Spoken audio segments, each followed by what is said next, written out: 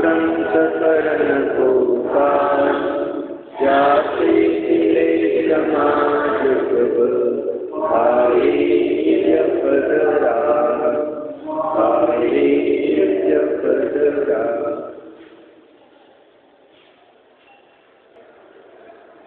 मोक्ष मार्ग प्रकाशित आचार्य पंडित तोडरमलने दिलेला ग्रंथ। 5वा अधिकार विविध मत समीक्षा। बहुविध मिथ्या ग्रहण करी मलिन भयो निज भाव सातो बोध अभाव ते सहज रूप दर्श।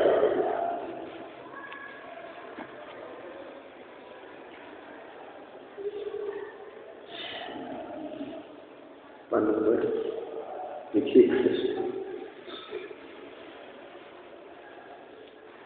मुखपट्टी अधिकांची काल काय सांगितलं होतं, क्रमभंग त्यांच्या उपदेशामध्ये क्रमभंग आहे, क्रमाने उपदेश नाही।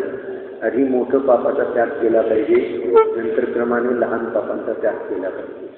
परंतु ते मोठे पाप तर प्रतिजीवाची हिंसा वगैरे तर ते साबूत ठेवतात आणि मुखपट्टी वगैरे बांधतात कधी। अशा प्रकारे उपदेशामध्ये क्रमभंग आहे। पहिल्यांदा मिथ्या म्हणजे सम्यक दर्शनाच्या प्राप्तीचा उपाय वगैरे, मिथ्यात्वाच्या त्यागाचा उपदेश वगैरे तर त्याचा पत्ताच नाही काय म्हणते। मूळ उपदेश आहे ना, दर्शन मूलो धर्मो। सम्यक दर्शन हे धर्माचं मूळ आहे। मिथ्यात्वाच्या त्यागाचा सम्यक दर्शनाच्या प्राप्तीचा उपदेश मुख्य असला पाहिजे, तर त्यांच्या ग्रंथामध्ये त्याचा पत्ता नाही। मुखपट्टी अधिकांनी तथा पट्टी का बांधना, शौचाधिक थोड़ा करना इत्यादि कार्यों की मुख्यता करते हैं। परंतु मैल युक्त पट्टी के छूट के संबंध से जीव उत्पन्न होते हैं, उनका तो यत्न नहीं है और पवन की हिंसा का यत्न बतलाते हैं। बोलताना जे शब्द वगैरे बाहेर वाऱ्याने हे होतात हवेने त्या ठिकाणी, त्यामुळं त्याचा प्रयत्न केला पाहिजे। मुखपट्टीमध्ये जे जंतू अडकतात ते सतत राहून ते त्या ठिकाणी उलट त्याचा विनाशालाच ते प्राप्त होतात, हिंसाच होते। टाळी वाजवली तरी हिंसा होते। जीव आहेत ना हवेमध्ये ते मर जातात, ठीक आहे की ते त्या ठिकाणी, पण बाकीची हिंसेचा रागाधिक भाव वगैरे ती हिंसा आहे। रागभाव मिटवण्याचा उपाय नाही त्या ठिकाणी। शौचाधिक थोडा करणं, पाणी वगैरे त्या ठिकाणी थोडं सांडायचं वगैरे। मुनी पण शौच करतात, पाणी आणतात ना त्या ठिकाणी, त्यांच्या योग्यतेने ते पण थोड्या पाण्यामध्ये चिकित्सा करतात त्या ठिकाणी। श्रावकाला पण करणं आवश्यक आहे ना त्या ठिकाणी, भले कमी पाण्यात करा जास्त, त्याच्या योग्यतेने पण त्या ठिकाणी पण आधी मोठ्या हिंसेचा आधी त्याग केला पाहिजे ना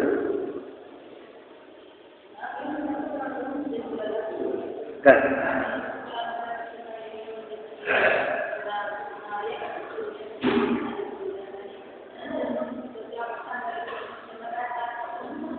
क्रमभंग त्याच्याबरोबर तत्वाचा उपदेश दिला पाहिजे। स्वपर भेद विज्ञान केलं पाहिजे। जीव काय आणि अजीव काय याचं ज्ञान केलं पाहिजे। मूळ उपदेश जीव अजीव आहे। जीवम अजीवम धम्म, जीवम अजीवम दव्वम। विश्वामध्ये जीव आणि अजीव द्रव्य आहे, त्यामध्ये तू कोणतं द्रव्य आहे। व्रत उपवास करायचे ठीक आहे, कोणासाठी करायचे, कशासाठी करायचे, म्हणून जीव अजीवाचा उपदेश पहिला मुख्य आहे। जिनेंद्र भगवंतांनी जीव आणि अजीवाचा उपदेश जिनवाणीमध्ये दिलेला आहे, त्याच्या भेदज्ञानाचा उपदेश दिलेला आहे। आणि हे भेदज्ञान झाल्याशिवाय याची निर्मळता कशी प्रगट होणार आहे। अंतरंगामध्ये भेदज्ञान साधू भयो सांगितलं त्या ठिकाणी। भेदज्ञान जगे जिनके घट शीतल चित्त भयो जिन चंदन केली करे शिव मार्ग में श्री जिनेश्वर के लघुनंदन। भेदज्ञान जगे जिनके घट, त्याच्या घटामध्ये भेदज्ञान जागृत झालेला आहे, तो शांतीला प्राप्त होतो। तर कुठे गेलं तर शांती कशी प्राप्त होणार आहे। भेदज्ञान जगे जिनके घट हे महत्त्वाचं आहे। त्याच्या घटामध्ये भेदज्ञान प्रगट झालेलं आहे, भले तो नरकात जरी असेल पण भेदज्ञान ज्याच्या घटामध्ये प्रगट झालं तिथेही तो शांतीला प्राप्त होतो। नाहीतर इकडं पळ तिकडं पळ, नरकामध्ये कुठं पळाला तर शांती कुठं आहे। इकडं अग्नी लागलेली आहे, तिकडं अग्नी लागलेली आहे, तिथे पळण्यासाठी तो तिथं जातो, त्या अग्नीला घेऊन गुहेमध्ये जातो, तिथेही त्याला जीव त्रास देतात। डोंगरावर जातो तिथेही जीव त्रास देतात, नदीमध्ये जातो तिथेही त्याला त्रास, झाडाखाली जातो तिथेही कुठं पळणार। पळायचं थांबून जर त्या ठिकाणी आतमध्ये आग लागलेली आहे विषय कशायांची, दुःखी त्याला दिसतच नाही. तो दुःखी कशामुळे आहे? आतल्या कशारूपी आगीमुळे दुःखी आहे. आणि बाहेर पळून पळून काय पळणार आहे? कुठं कुठं पळणार आहे? याला वाटतं इकडे गेले की सुख मिळेल, तिकडे गेलं तर सुख मिळेल, हे केलं तर सुख मिळेल, ते केलं तर सुख मिळेल. त्या ठिकाणी नाना प्रकारचे उपाय करतो आहे ना. पैसे मिळवले तर सुख मिळेल, ह्या वस्तू आणल्या तर सुख मिळेल, पळतो आहे त्या ठिकाणी. काय केलं म्हणजे सुख मिळेल? आतमधल्या इच्छा कषाय भाव मिटवेल तर सुख मिळेल. आत कुठे लागलेली आहे? अंतरंगामध्ये आग लागलेली आहे. ती मिटवण्याचा कोणी उपायच करत नाही. त्याला धर्म कसं समजलं? इथं आग लागलेली आहे आणि ही आग कोण मिटवणार? त्याला मिटवावी लागणार आहे, दुसरा कोणी मिटवणार नाही. हे आग मिटवण्याचं साधन पण आतमध्येच आहे. आपल्याच आतमध्ये आड पण आहे, पाण्याने भरलेला आहे की नाही त्या ठिकाणी. आणि आग पण आत लागलेली आहे. बाहेर काही प्रयत्न करून काही उपयोग होणार नाही. अपनी निजितो अपने में है बाह्य वस्तु में व्यर्थ प्रयास, जगता सुखतो मृगतृष्णा है व्यर्थ है झूठे है उसके पुरुषार्थ. किती महत्वाचं. एक श्लोक नुसतं घेतला आणि चिंतन केलं दिवसभर तरी पुष्कळ होतं. आपण सगळे उपाय बाहेर करतो आहे, त्याच्यामुळे सुख होईल, त्याच्यामुळे सुख होईल, त्याच्यात सुख आहे, त्याच्यात सुख आहे. आणि दुःख कुठून सुरुवात आहे? सुरुवात दुःखाची कशामुळे आहे?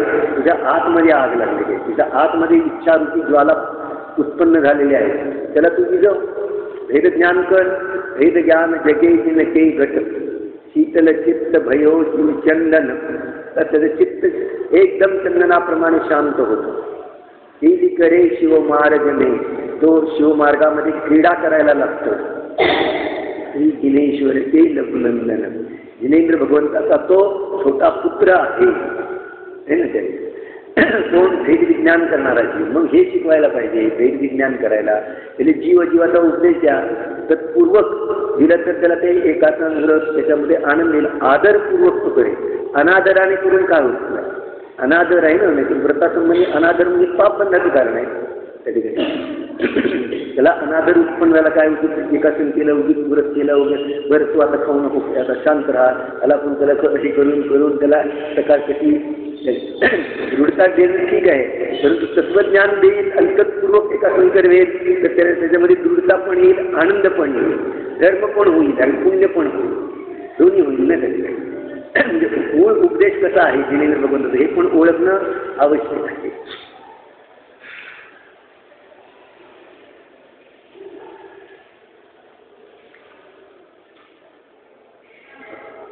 काळाच्या ओघामध्ये काय होतं त्या ठिकाणी? हा अन्य लोकांच्या क्रिया बघून तशा प्रकारे करत मूळ मार्गापासून तो खूप दूर गेलेला आहे. मूल मार्ग कामरवची ननू रे. जिनेंद्र भगवंताचा मूळ मार्ग आहे ना, तो बाजूला राहिला. त्याच्यापासून सगळे किती लोक आहेत, बाकीचे इतर लोक तर खूप दूर गेले त्या ठिकाणी. जैन पण त्या ठिकाणी खूप दूर चाललेले आहे. मूळ मार्ग बाजूला राहिला. सुखाचा, शांतीचा, धर्माचा मार्ग बाजूला राहिला आणि त्या ठिकाणी. त्यामुळे आता सरकारला पण त्याच्यावर बंधनं आणावी लागत आहे. खाण्यापिण्यावर बंधन. देवी देवतांचे फोटो पण काढून टाका सरकारी ऑफिसमधून, शाळेतून वगैरे. मिथ्यात्व किती पसरले त्या ठिकाणी. त्या देवी देवतांना बंद म्हणजे आपण पास होऊ, आपलं कल्याण होऊ. त्या ठिकाणी शिक्षक लोक, मंत्री संत्री आपल्या इथे लावलेले फोटोला जाऊन पाया पडतात आणि मग कारभार सुरू करतात वगैरे. हे मिथ्यात्व सरकारने त्याच्यावर बंदी आणते. ते सगळे फोटो वगैरे काढून टाका. हे भयापूजन वगैरे आता दिवाळी बंद करा त्या ठिकाणी. दिवाळीवर पण मी तर नुसते भयापूजन करत बसले होते त्या ठिकाणी. त्याच्यावर पण तरी 1 एप्रिलवरचे ठेवून दिलं, बंद झालं भयापूजन वगैरे. ॲटोमॅटिक इतकं मिथ्यात्व अजून मिथ्यात्व वाढेल तर 7व्या नरकाच्या खाली नरकच नाही ना त्या ठिकाणी. मग त्याच्यावर बंधन 7व्या नरकापर्यंत फार तर तू जाऊ शकशील, त्याच्या खाली नाही ना त्या ठिकाणी. म्हणजे त्याच्या पापावर सुद्धा मर्यादा येणं आवश्यक आहे. तर प्रत्येक जैन म्हणलं की विवेकपूर्वक प्रत्येक क्रिया असली पाहिजे. आपल्या व्यवहारिक क्रिया पण विवेकपूर्वक असल्या पाहिजे. हां, खरा विवेक हे तर बरोबर आहे. वस्तू त्या विवेक केव्हा प्रकट होईल? वस्तू स्वरूपाचं यथार्थ भान. जिनेंद्र भगवंताने सांगितलेला उपदेश अमृत त्याच्या कानावर पडेल तर त्याला विवेक प्रकट झाल्याशिवाय राहणारच नाही.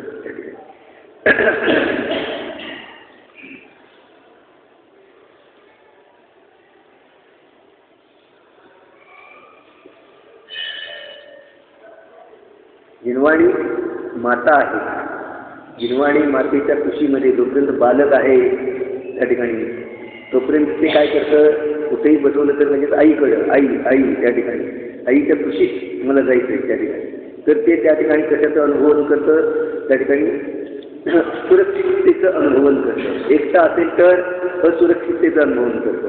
तसं आहे या ठिकाणी हे बालक अज्ञानी जीव असुरक्षिततेचं अनुभवन तोपर्यंत करणार जोपर्यंत जिनवाणी मातेच्या कुशीत जात नाही तोपर्यंत. एकदा का जिनवाणी मातेच्या कुशीत गेला की सुरक्षिततेचं मग जसा मोठा होईल तसं मग त्या ठिकाणी आणखीन तो त्या ठिकाणी धैर्य वगैरे आपल्या आपण प्राप्त होत जाईल. जोपर्यंत बालक आहे तोपर्यंत त्याला आवश्यकता आहे जिनवाणीची, आणि तो जिनवाणीचं सहाय्य घेणारच नाही तर सुरक्षित कसा होईल. सो नासिका द्वारा बहुत पवन निकलती है, उसका तो यत्न करते ही नहीं है तथा उनके शास्त्रानुसार बोलने ही का यत्न किया है. तो सर्वता किस लिए रखते हैं.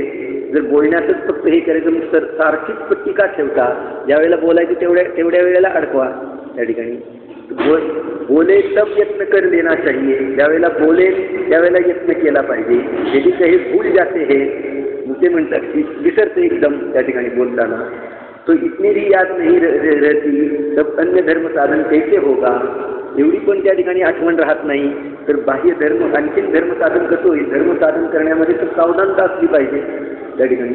एवढं पण लक्षात राहत नाही त्या ठिकाणी ते धर्मसाधन उपयोग तुझा ठीक नको का व्हायला. पूजा वगैरे म्हणत असताना जल गंध अक्षर वगैरे कुठलं चाललंय हे पण माहीत नाही. मग मधले दुसरं सावधानता नको का त्या ठिकाणी. पूजा करत असताना देखील सावधानता नसते पुष्प जेवणची. आता जल चाललंय का, अक्षर चाललंय का, गंध चाललंय का, पुष्प चाललंय का त्या ठिकाणी.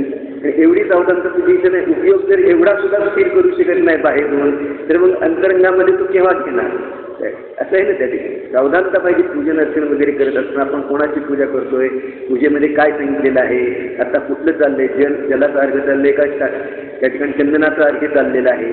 भान नसतं पुष्कळशा लोकांना.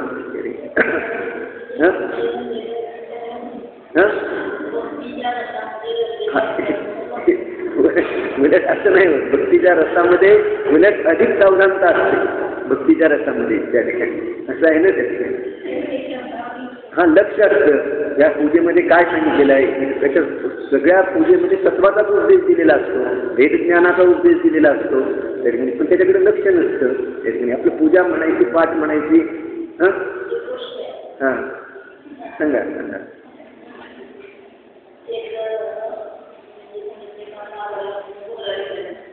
हां बरं बरं सांगायचं.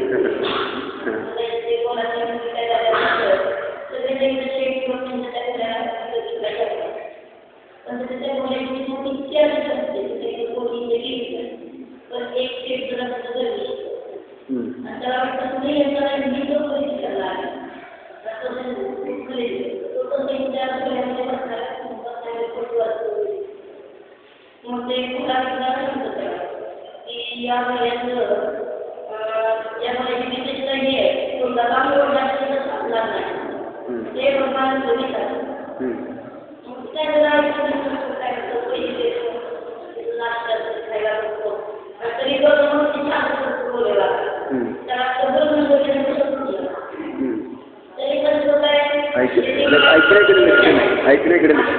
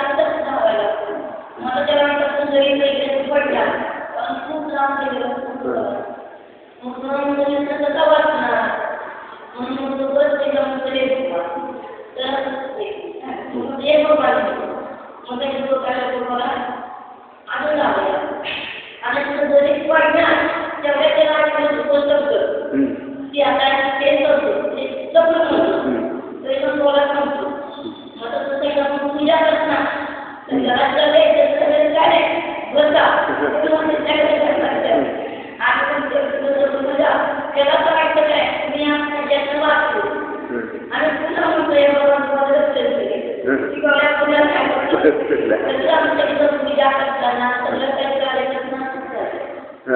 उपयोग हां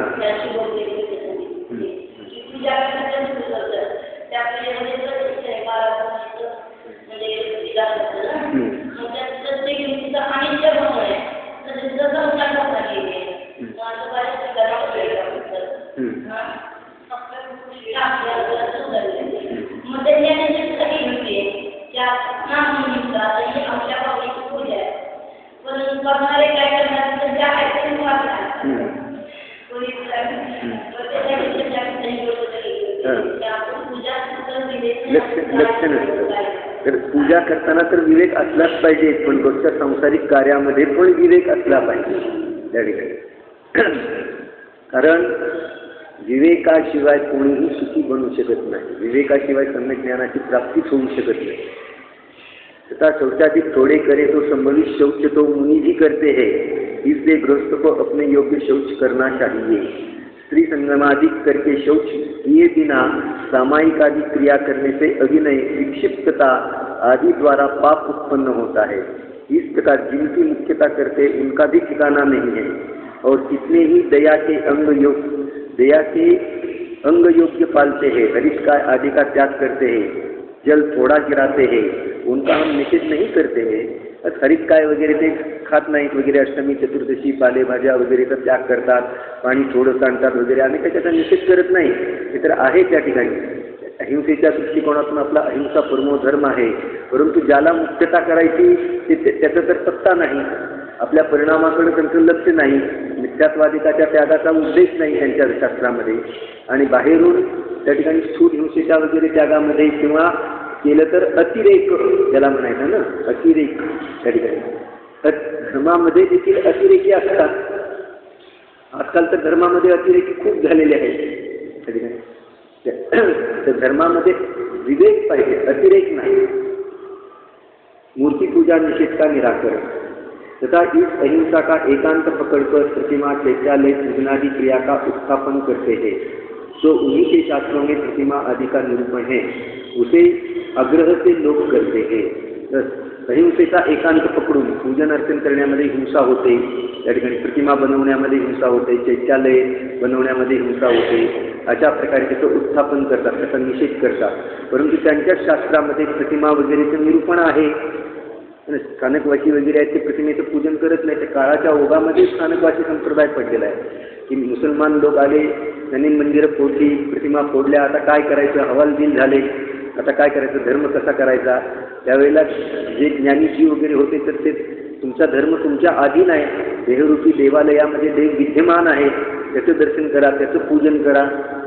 अशा प्रकारे रूढी पडली काही काळपर्यंत, 5-50 वर्ष बस प्रतिमा बनवायची नाही, मंदिर बनवायचं नाही, पूजा करायची नाही, अशी रूढी पडली ना त्याची.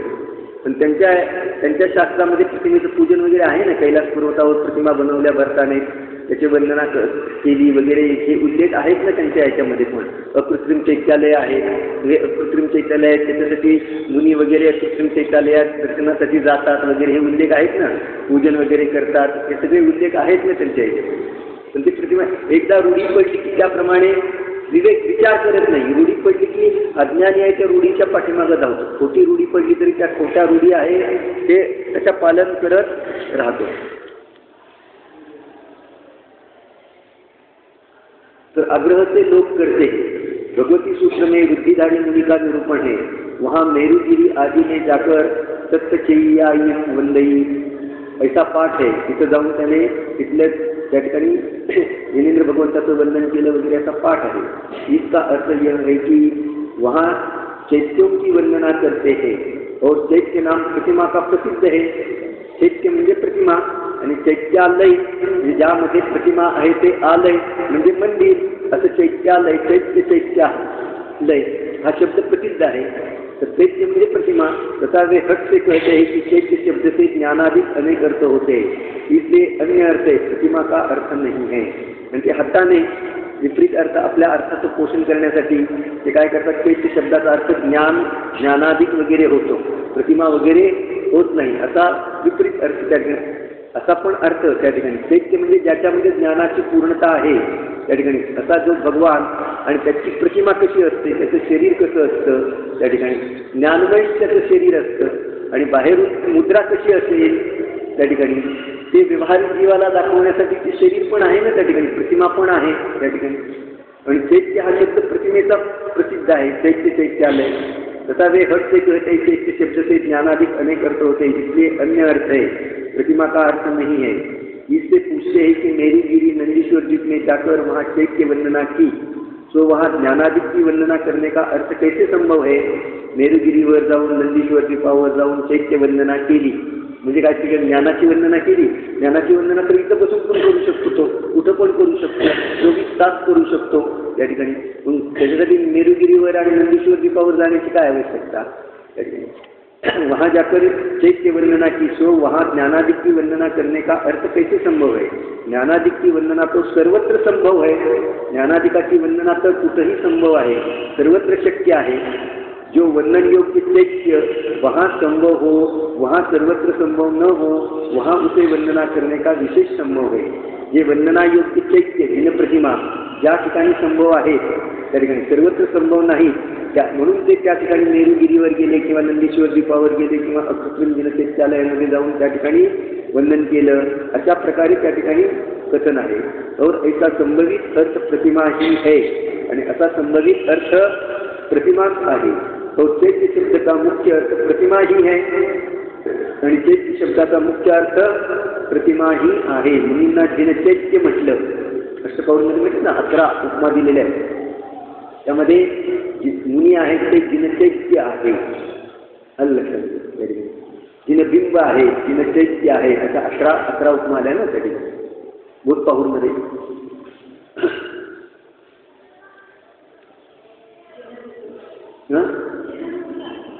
हा जिन स्वरूपच आहे. मुनी आहेत ते जसे जिनेंद्र भगवंताचं रूप असतं तसंच मुनींचं रूप असतं अशा प्रकारे, म्हणून जिनचैत्य म्हटलं मुलींना. चैत्य शब्द का मुख्य अर्थ प्रतिमा ही है, तो प्रसिद्ध है. इसी अर्थ द्वारा चैत्यालय नाम संभव है, आणि याच्याद्वारे चैत्यालय, चैत्य ज्याच्यामध्ये आहे, जिनप्रतिमा जिथं आहे त्याला चैत्यालय म्हणतात. उसे हट करके इसलिए लुप्त करे, त्याला हट्टाने ते काय करतात, लुप्त करतात. तथा नंदीश्वर दीपादिक में जाकर देवादिक पूजनादि क्रिया करते हैं, उसका व्याख्यान उनके यहाँ जहाँ तहाँ पाया जाता है. आणि नंदीश्वर दीपावर वगैरे जाऊन कृष्ण चैत्यालयावर जाऊन देवादिक पूजन करतात, अशा प्रकारचं व्याख्यान त्यांच्या पण ग्रंथामध्ये सर्वत्र त्या ठिकाणी पुष्कळ ठिकाणी आहे. तथा लोक में जहाँ तहाँ अकृत्रिम प्रतिमा का निरूपण आहे, लोकांमध्ये देखील त्या ठिकाणी सर्वत्र त्या ठिकाणी ज्योतिषवासी देवामध्ये, भुवनवासी देवामध्ये वगैरे अकृत्रिम जिनप्रतिमा आहे, त्याचं निरूपण आहे. सो वह रचना अनादि है, वह रचना भोग कुतूहल आदि के अर्थ तो है नहीं, आणि ती रचना आहे ती अनादिकालापासून आहे. ती रचना आहे ती भोग कुतूहल वगैरे करण्यासाठी नाही. और इंद्रादिकों के स्थानों में निष्प्रयोजन रचना संभव नहीं है, आणि जे इंद्रादिक वगैरे आहे त्या ठिकाणी पुण्यवान जीव तर त्यांच्या ठिकाणी देखील त्यांच्या महालातून वगैरे देखील अशा प्रकारची रचना आहे, ती काही निष्प्रयोजन नाही, उगीच रचना केलेली आहे, प्रयोजन सहित आहे ना. इसलिए इंद्रादिक उसे देखकर क्या करते हैं, इंद्रादिक वगैरे त्या जिनबिंबाला पाहून, जिनप्रतिमेला पाहून काय करतात प्रश्न केलेला आहे. या तो अपने मंदिरों में निष्प्रयोजन रचना देखकर उससे उदासीन होते होंगे, वहाँ दुखी होते होंगे, परंतु यह संभव नहीं है. हे काय उगीच तरी काय बांधून ठेवलं असं निष्प्रयोजन रचना आहे का. इंद्राच्या महालामध्ये सूर्य चंद्रामध्ये वगैरे अकृत्रिम जिनबिंबाची रचना झाली आहे, काय उगीच करून ठेवलेली आहे काय, निष्प्रयोजन आहे का. आणि जर निष्प्रयोजन असेल तर मग ते त्या ठिकाणी सूर्यदेव चंद्रदेव वगैरे त्या ठिकाणी इंद्र वगैरे त्या जिनचैत्यालयामध्ये जाऊन काय करत असतील, ते उगीच काहीतरी रचून ठेवलेलं आहे म्हणून ते त्याच्यापासून उदासीन होतात का त्या ठिकाणी. परंतु हे संभव नाही आहे.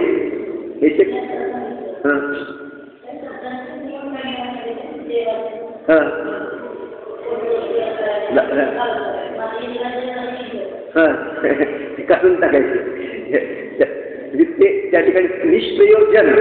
इथं प्रयोजन जिनेंद्र भगवंताचं बिंब आहे ते प्रयोजन सहित आहे त्या ठिकाणी. त्या जिनेंद्र भगवंताचं जिनबिंब बघितलं असताना आतमध्ये जीव अजीवाचं ज्ञान होतं, स्वपराचं भेदविज्ञान होतं त्या ठिकाणी. आणि त्यामुळं जीवाचं हित होणार आहे म्हणून अशा प्रकारचे जिनबिंब आहेत. आणि ज्ञानी जीव त्याला जाणतात त्या ठिकाणी, असं आहे ना त्या ठिकाणी. निष्प्रयोजन रचना देखकर उससे उदासीन होते होंगे, दुखी होते होंगे, परंतु यह संभव नहीं है. या अच्छी रचना देखकर विषयों का पोषण करते होंगे, किंवा छान रचना केली म्हणून विषयांचं पोषण करत असतील, परंतु अरहंत की मूर्ति द्वारा सम्यक दृष्टि अपना विषय पोषण करे यह भी संभव नहीं है. अरिहंताची मूर्ती समोर आहे आणि सम्यक दृष्टि जीव विषयाचं पोषण करेल हे पण शक्य नाही. इसलिए वहाँ उनकी भक्ति आदि ही करते हैं, यही संभव है. त्या ठिकाणी ते जाऊन भक्ती वगैरे करतात, तेच शक्य आहे त्या ठिकाणी.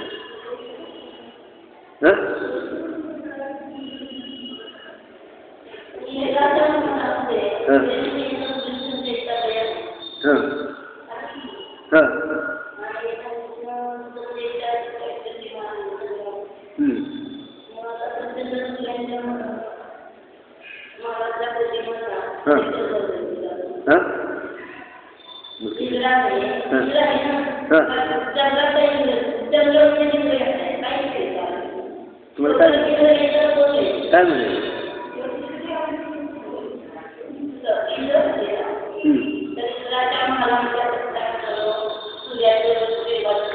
इंद्राच्या महालात नाही, इंद्राच्या महालात म्हणजे त्याची अकृत्रिम आहेत. हां, सूर्याच्या याच्यामध्ये आहे, चंद्राच्या याच्यामध्ये आहेत त्या ठिकाणी. हे काही निष्प्रयोजन नाही, प्रयोजन सहितच आहे की त्या ठिकाणी हे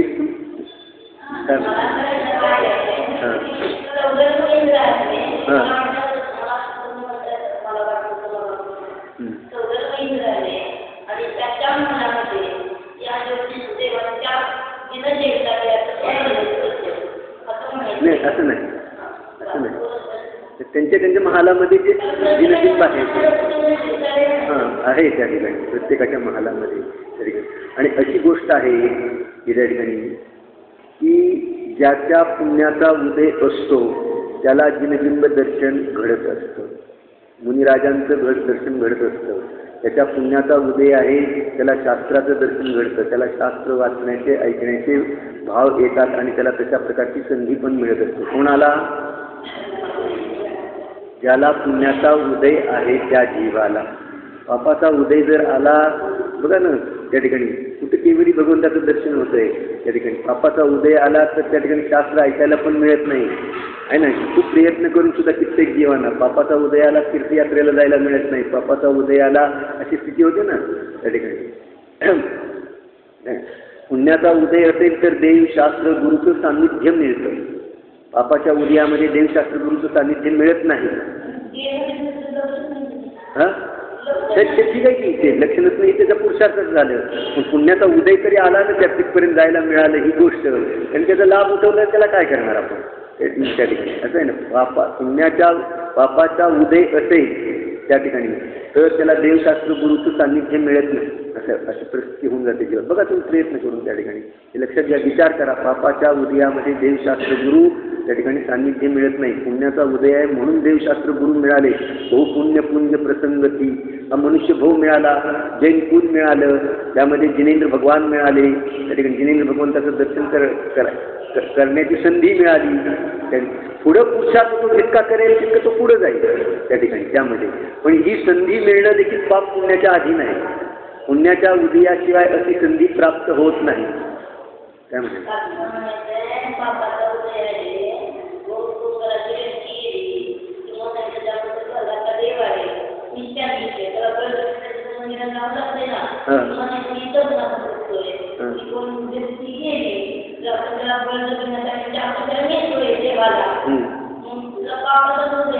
नाही, त्याचा पुण्याचा उदयाला न्यायला लागले, संधी मिळाली, पण त्याचं भवितव्य पुढचं खोटं आहे. त्यामुळे त्याची बुद्धी उलटी पडली. त्याचं भवितव्य त्याला संधी चढ म्हणतात, घरातलं काम सोड पण तू मंदिरात चढ, हे करत बसू नको, त्याच्या चित्त इकडे लाव, अशी संधी मिळते आहे. पण त्याचं पुढचं भवितव्य खोटं आहे. तर मग काय करायचं, मंदिरात जाऊन माझं देवाने कुठं चांगलं केलेलं आहे त्या ठिकाणी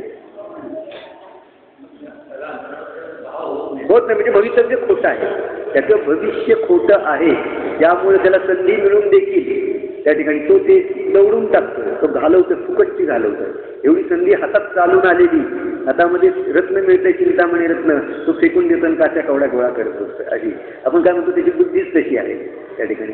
एखादा चिंतामणी रत्न त्याला द्यायला आला, हे रत्न घे, तू काय काचा कवड्या घेऊन बसलेला आहे, ते फेकून देतो आणि ते घेत बसतो. तसं आहे या ठिकाणी.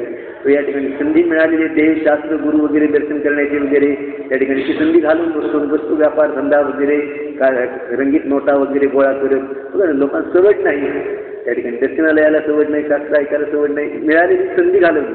असं का? त्याचं भविष्य खोट आहे. संधी मिळाली ही पुण्याने मिळाली, पुण्याशिवाय ही संधी मिळत नसते, कोणाला पण मिळत नसते. लक्षात घ्या त्या ठिकाणी. खूप पुण्याचं याच्यासाठी मोजावं लागतं, त्याशिवाय ही संधी मिळत नाही. त्याने आपण म्हणतो ना, ही वस्तू आणण्यासाठी किती मी पैसे मोजले तुला माहीत नाही. तर या ठिकाणी हे प्राप्त करण्यासाठी, देवशास्त्र गुरु प्राप्त करण्यासाठी खूप पुण्य मोजावं लागतं. त्याशिवाय हे मिळत नसतं. आणि हे पुण्यवान जीव आहेत, देवगतीमध्ये गेलेले, त्यामुळे पुण्याच्या उदयामध्ये त्यांच्या घरामध्ये अकृत्रिम जिनबिंब आहे. पुण्याच्या उदयामध्ये संधी आहे, परंतु बहुसंख्य जीव, काय सांगितलं मी शब्द, बहुसंख्य जीव त्या संधीचा फायदा घेत नाही. तिच्या ते भोगामध्ये इतके लिप्त राहतात, त्यामुळं जवळजवळ 99% जीव मरून तिरेंची गतीमध्ये जातात. 99% आहे ना, देवगतीतले 99% जीव कुठे जातात? तिरेंच्या गतीमध्ये जातात. देव झाला म्हणून काय झालं? आलं ते 12 भावनेमध्ये पण आलं ना त्या ठिकाणी, उसमे क्या लाली, त्याच्यामध्ये काय लाली? देव झाला, ठराविक काळापुरतं झाला त्या ठिकाणी. बस आई भोगामध्ये इतका लिप्त झाला. असे भोग, असे दिव्य भोग असतात ना त्या ठिकाणी, तिथल्या नखाची सर इथे येणार नाही, शरीरामध्ये रोग नसतात, काही करावं लागत नाही, कष्ट त्या ठिकाणी भोगामध्ये असे लिप्त होऊन जातात त्या ठिकाणी. छेडालीमध्ये आलं ना त्या ठिकाणी काय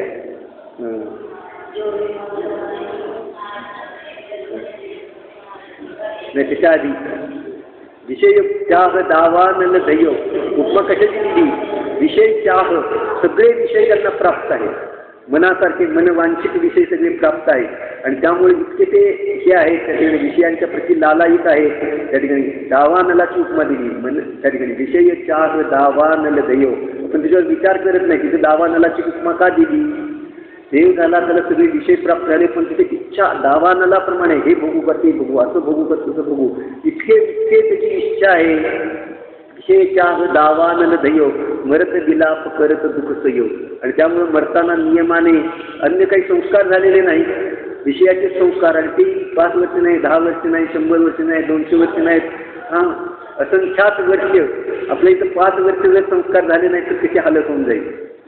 आत्म्यावर, आत्मा अनात्म्याचे संस्कार जर या जीवावर झाले नाही, सगळं आयुष्य 50 वर्षाचं, 60 वर्षाचं जर सगळे व्यापार धंद्याचे संस्कार, कमाई धमाईचे संस्कार, विषय कशाचे संस्कार केले, तर शेवटी मरताना त्या ठिकाणी 40-50 नंतर तर त्याला रुची पण लागत नाही याची. किती सांगायचा प्रयत्न केला ना या जीवाला, अरे असं नाही, असं आहे, तर त्याचं लक्ष सुद्धा लागणार नाही.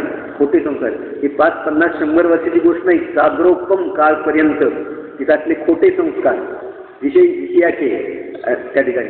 आणि त्यामध्ये असा मस्त आहे त्या ठिकाणी, बघा इथं 5-10 वर्ष थोडंसं आयुष्य आहे, तरी त्याला काय वाटतं की त्या ठिकाणी अजून खूप आहे, अजून खूप आहे, बघू नंतर त्या ठिकाणी.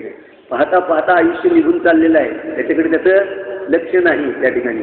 आणि हा गेला, तो गेला, तो गेला, तो गेला, मी शाबूत आहे. सगळीकडे आग लागलेली आहे, झाडावर हा बसलेला आहे चहू बाजूनी, त्या झाडाला ती आग थोड्याच काळात वेढणार आहे, पण याला वाटतं मी सुरक्षित आहे. अशा प्रकारे तिथं तर सागरोपम आयुष्य आहे, त्याला कसं वाटत असेल त्या जीवाला? बस त्या ठिकाणी सागरोपम आयुष्य पण सगळं निघून गेलं त्या ठिकाणी. आणि संस्कार खोटे असल्या कारणाने, विषयांचे संस्कार असल्या कारणाने काही पाप पण केलं नाही त्या ठिकाणी. त्यामुळे तो नरकात जात नाही, स्वर्गातला जीव मरून डायरेक्ट, तिथं पाप नाही ना त्या ठिकाणी. परंतु अशा प्रकारे विषयांच्या इच्छेच्या द्वारे सर्व माया त्या ठिकाणी. आणि त्यामुळं काय झालं, तिरेंच्या गतीमध्ये बहुतेक जीव, बहुतेक देव 99% त्या ठिकाणी कुठे जातात? तिरेंच्या गतीमध्ये जातात. इतकी संधी असून सुद्धा त्या ठिकाणी घरात चैत्यालय आहे, अकृत्रिम चैत्यालय आहे, तरी सुद्धा त्या ठिकाणी विचार करण्यासारखी गोष्ट आहे.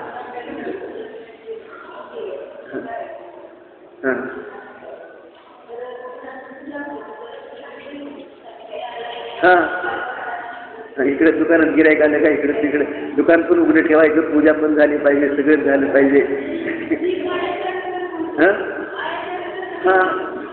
सोड माया का त्याच्यात आला ना शब्द त्या ठिकाणी त्याच्यामध्ये तरी सुद्धा तो त्या ठिकाणी लक्ष समर्पण पूर्ण करत नाही.